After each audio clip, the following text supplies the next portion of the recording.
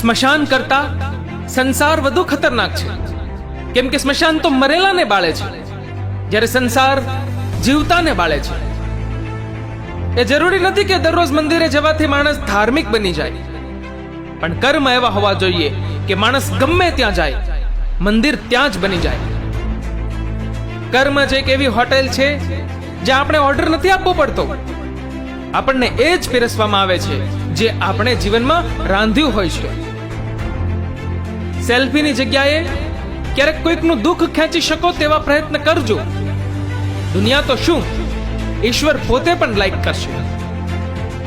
વિશ્વાસ કરવામાં થોડું ધ્યાન રાખજો સાહેબ, કેમ કે સાકર અને મીઠાનો રંગ એક જ હોય છે.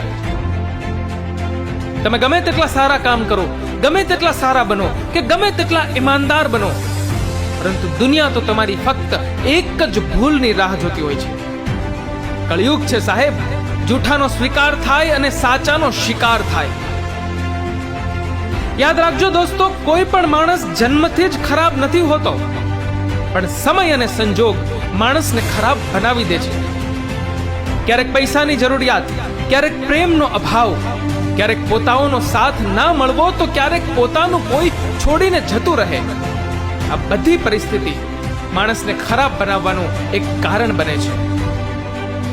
મફતનો રોટલો, નવરાશનો ઓટલો અને રોગનો ખાટલો એ ત્રણેય સગા ભાઈઓ છે. આ ત્રણેયની એકની એક બહેનનું નામ ગરીબી છે. આ ચારેય સંતાનોની સગી માતાનું નામ આળસ છે. સમયની સાથે બદલાઈ જાઓ અથવા સમયને બદલતા શીખો. બુદ્ધિશાળી વ્યક્તિ અવસરની રાહ જોતો નથી, પણ અવસર ઊભો કરે છે. જેની ભાષામાં સભ્યતા હોય, એના જ જીવનમાં ભવ્યતા હોય. જો હારવાથી બીક લાગતી હોય તો જીતવાની ઈચ્છા ક્યારેય ન રાખતા. વિશ્વાસમાં ફરક હોય છે, બાકી તકલીફ આપણને કમજોર નહીં, મજબૂત બનાવવા આવે છે. નાની જિંદગીએ મોટો સબક શીખવી દીધો. સંબંધ બધા જોડે રાખો, પણ ઉમ્મીદ કોઈ પાસે ન રાખો. ગુસ્સાની એક ક્ષણ ઉપર જો તમે નિયંત્રણ રાખી શકો તો પછતાવાના 100 દિવસ બચાવી શકશો.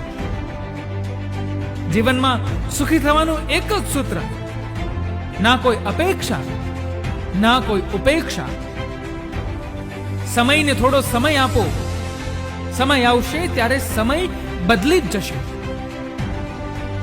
સાહેબ, દુનિયાને તમારા વિચારોથી નહીં, પણ તમારા કામથી જ મતલબ છે.